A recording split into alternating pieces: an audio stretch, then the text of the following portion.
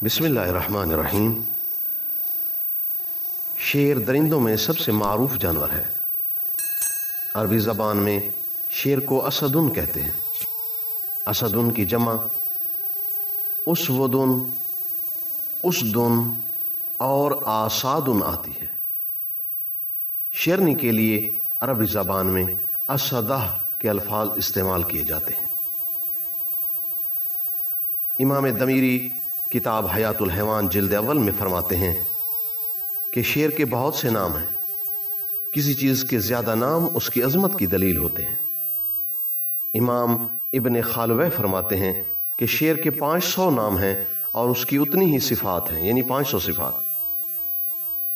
علی بن قاسم بن جعفر اللغوی نے 500 ناموں میں 130 کا مزید اضافہ کیا ہے۔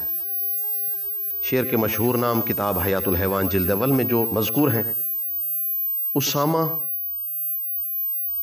البہیس، التاج، الجخدب، الحرث، حیدرہ، الدواس، الرئبال، زفر، السبع، الصعب، الضرغام، الضیغم، التیثار، العنبس، الغضنفر، الفراصفہ، القسورہ، کہمس، اللیث، المتعنس، المتحیب، الہرماس اور الورود۔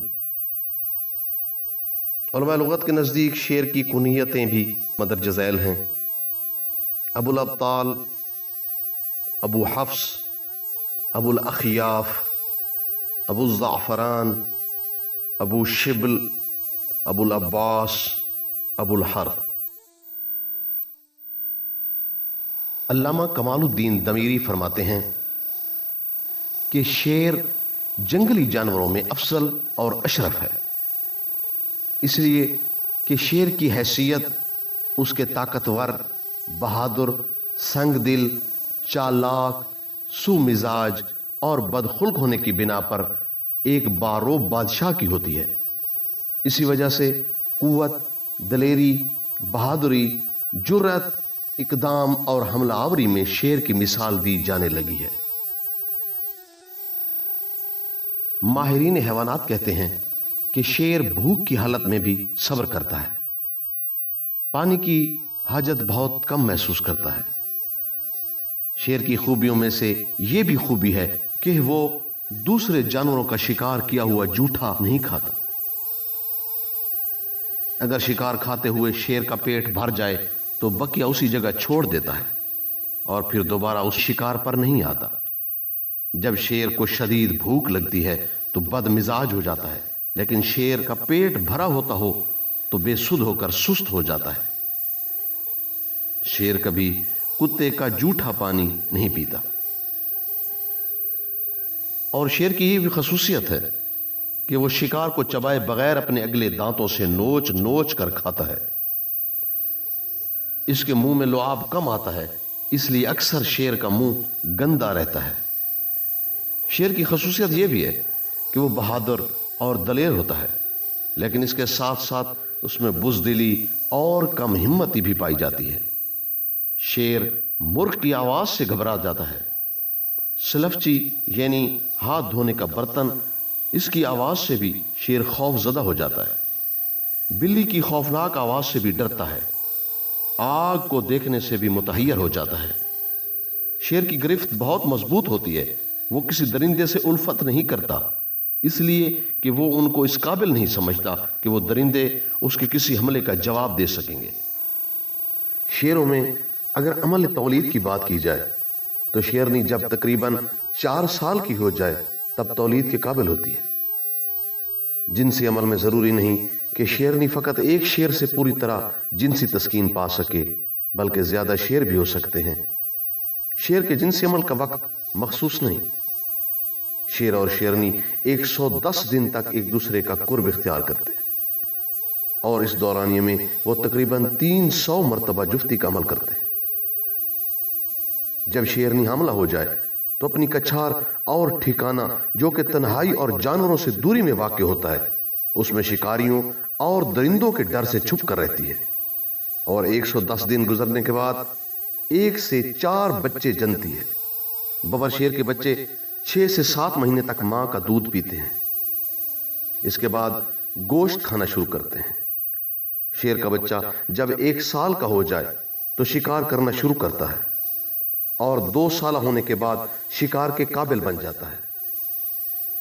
ببر شیر دن کو سوتا اور رات کو شکار کرتا ہے، اور شیروں کا جھنڈ شکار کو گھیرے میں لے کر شکار پر یکبارگی حملہ کرتا ہے۔ اگر اکیلا شیر یا شیرنی شکار کرے تو 30 میٹر یا اس سے کم فاصلہ پر ہونے کے بعد جھپٹتے ہیں۔ ببر شیر کا شکار کیا جانے والا جانور 100 کلو سے 300 کلو تک وزنی ہوتا ہے۔ ببر شیر اگر نر ہو تو 7 کلو اور مادہ ہو تو 5 کلو تک گوشت اس کی روزانہ کی خوراک ہے۔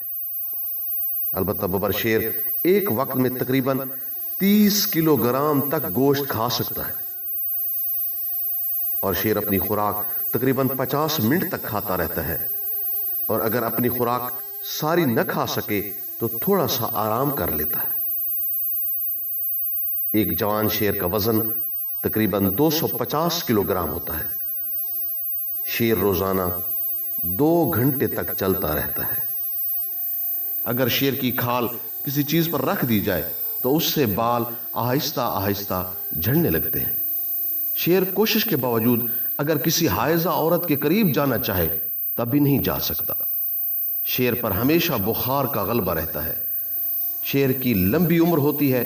شیر کے بوڑھا ہونے کی نشانی یہ ہے کہ اس کے دانت گرنے لگتے ہیں۔ امام ابو نعیم کتاب الحلیہ میں فرماتے ہیں کہ مجھے یہ بات معلوم ہوئی کہ شیر صرف حرام کار کو کھاتا ہے۔ نیز حضرت سفینہ جو نبی اکرم کے غلام تھے، خود ان کا واقعہ جو شیر کے ساتھ پیش آیا وہ تو بہت مشہور ہے، جو کہ طبرانی، عبدالرزاق، حاکم اور بزار وغیرہ نے روایات کے ذریعے نقل کیا ہے۔ محمد بن منقدر کہتے ہیں کہ مجھ سے حضرت سفینہ نے بیان کیا کہ میں ایک مرتبہ کشتی پر دریا کا سفر کر رہا تھا کہ وہ کشتی ٹوٹ گئی، تو میں ایک تختہ پر بیٹھ گیا۔ وہ تختہ بہتا ہوا ایک شیر کی جھاڑی کے قریب لگ گیا۔ اچانک میں کیا دیکھتا ہوں کہ ایک شیر میری طرف لپکا، تو میں نے شیر سے کہا کہ میں سفینہ نبی اکرم صلی اللہ علیہ وآلہ وسلم کا غلام ہوں، اس وقت میں راستہ بھول چکا ہوں۔ یہ سننا تھا کہ شیر اپنے کندھے سے اشارہ کرنے لگا، یہاں تک کہ اس نے مجھے سیدھے راستہ پر لا کھڑا کیا۔ اس کے بعد شیر دھاڑنے لگا تو میں سمجھ گیا کہ اب شیر مجھے پہنچا کر جانا چاہتا ہے، اور میں محفوظ ہو گیا۔ طبرانی، ابو منصور دیلمی، حافظ منذری نے حضرت ابو ہریرہ رضی اللہ عنہ کی روایت نقل کی ہے کہ نبی اکرم صلی اللہ علیہ وآلہ وسلم نے صحابہ کرام رضی اللہ عنہم سے فرمایا کہ کیا تم جانتے ہو کہ شیر چنگھاڑتے ہوئے کیا کہتا ہے؟ تو صحابہ کرام رضی اللہ عنہم نے عرض کیا، اللہ اور اس کا رسول صلی اللہ علیہ وآلہ وسلم زیادہ جانتے ہیں۔ تو آپ صلی اللہ علیہ وآلہ وسلم نے ارشاد فرمایا، شیر یہی کچھ کہتا ہے کہ خدایا مجھے کسی نیک اور اچھے آدمی پر مسلط نہ کیجیے۔ اور شیر سے محفوظ رہنے کی دعا جو کہ حضرت ابن عباس رضی اللہ عنہ نے نقل فرمائی وہ یہ ہے کہ جب تم کسی ایسی وادی میں ہو جہاں تمہیں شیر کے حملے کا خطرہ معلوم ہو تو تم یہ دعا پڑھا کرو، بسم اللہ الرحمن الرحیم، اعوذ بالدانیال وبالجب من شر الاسد۔ شیر کے بارے میں شرعی حکم کیا ہے؟ کیا اس کا گوشت کھایا جا سکتا ہے یا نہیں؟ تو امام ابو حنیفہ رحمۃ اللہ علیہ اور امام شافعی رحمۃ اللہ علیہ اور داؤد ظاہری بلکہ جمہور اہل علم کے نزدیک شیر کا گوشت کھانا حرام ہے۔ یہ تمام حضرات اس حدیث سے استدلال کرتے ہیں جسے صحیح مسلم میں امام مسلم رحمۃ اللہ علیہ نے نقل کیا ہے۔ इन नबी सल्लल्लाहु अलैहि वसल्लम कुल्लु ज़ीनाबिन मिनस्सिबाए फ़अक्लुहु हराम। नबी अकरम सल्लल्लाहु अलैहि वसल्लम ने फरमाया, दरिंदों में जो जानवर दांत से अपना शिकार पकड़ता हो उसका खाना हराम है। शेर की खरीदो फरोख्त हराम है। शेर की खरीदो फरोख्त करना सही नहीं है, इसलिए कि इससे किसी किस्म का नफा उठाना जायज नहीं है। नीज शेर के शिकार किए हुए को अल्लाह ताला ने हराम किया। शेर के बारे में मिसालें जो दी जाती हैं, अहले अरब का दस्तूर है कि वो जानवरों को कसरत से बेतौरे ज़रबुल अमसाल इस्तेमाल करते हैं, इसलिए कि अगर वो किसी की तारीफ कर रहे हों या मुज़म्मत तो उस मजमून को जानवरों से मिसाल दिए बगैर नामुकम्मल समझते हैं। शायद इसकी वजह यह हो कि अरब अपनी जिंदगी दरिंदों, कीड़ों, मकोड़ों और सांपों के बिलों के करीब गुजारते थे। इसी माहौल से वो जवान होते थे, इसलिए वो जानवरों की मिसाल अपने अशआर में इस्तेमाल करने लगते थे। हुवा अकरम मिनल असद, वो शेर से ज्यादा शरीफ है। हुवा अबखर मिनल असद, वो शेर से ज्यादा गंदा दहन यानी मुंह का गंदा है। हुवा अकबर मिनल असद, वो शेर से ज्यादा कबीर सिन है। हुवा अशजम मिनल असद, वो शेर से ज्यादा बहादुर है। हुवा अजरम मिनल असद, वो शेर से ज्यादा जुर्रत वाला है। शेर के तिब्बी खवास के बारे में शेख अब्दुल मलिक बिन जुहैर, जो कि अशिया के खवास के माहिर हैं, वो कहते हैं कि अगर कोई शख्स शेर की चर्बी की मालिश अपने पूरे बदन पर कर ले तो उसके नजदीक कोई दरिंदा नहीं आएगा और ऐसे आदमी को दरिंदों के खतरात का अंदेशा भी नहीं रहेगा। फिर फरमाते हैं, अगर शेर की चिंगाड़ मगरमच्छ सुन ले तो उसका दम घुट जाता है। फिर फरमाते हैं, अगर कोई आदमी नर शेर का पित्ता अंडे के साथ मिलाकर पी ले तो उसके लिए औरत की तमाम गिरहें खुल जाती हैं। फिर फरमाते हैं, अगर कोई आदमी शेर की बालदार खाल का एक टुकड़ा बांध कर गले में डाल ले तो मिर्गी की बीमारी जो बालिग होने से पहले हुई हो ठीक हो जाती है, लेकिन बालिग होने के बाद हुई हो तो उसके लिए फायदामंद नहीं। फिर फरमाते हैं, अगर किसी जगह शेर के बालों में आग लगा दी जाए तो उसकी महक से तमाम दरिंदे भाग जाते हैं। फिर फरमाते हैं, फालिज के मरीज के लिए शेर का गोश्त बहुत मुफीद है। फिर फरमाते हैं, अगर शेर की खाल का छोटा सा टुकड़ा कपड़े के संदूक में रख दिया जाए तो उन कपड़ों में दीमक वगैरह लगने का अंदेशा नहीं रहता। फिर फरमाते हैं, अगर कोई शख्स शेर के दांतों को अपने पास रख ले तो वो दांतों के दर्द से महफूज रहेगा। फिर फरमाते हैं, अगर शेर की चर्बी की मालिश हाथ और पांव में की जाए तो ठंडक का एहसास नहीं होता, और अगर पूरे बदन पे मालिश की जाए तो जूं वगैरह का खदशा नहीं रहता। फिर फरमाते हैं, हिरमस कहते हैं कि शेर की खाल पर बैठने से बवासीर, गंठिया यानी पांव का दर्द और अंगूठे के दर्द जैसे अमराज का खात्मा हो जाता है। फिर फरमाते हैं, शेर की पेशानी की चर्बी अर्के गुलाब में मिलाकर चेहरे पे लगाने से अवामुन्नास के साथ साथ बादशाह भी मरऊब हो जाते हैं। तबरी कहते हैं कि शेर के पित्ते का सुरमा आंखों में लगाने से बीनाई में इजाफा होता है, और अगर किसी को यरकान हो गया हो तो शेर के पित्ते को एक दाने के बराबर यानी 6 रत्ती बराबर आब इसबगोल और पुदीना में मिलाकर पिलाया जाए तो बहुत मुफीद है।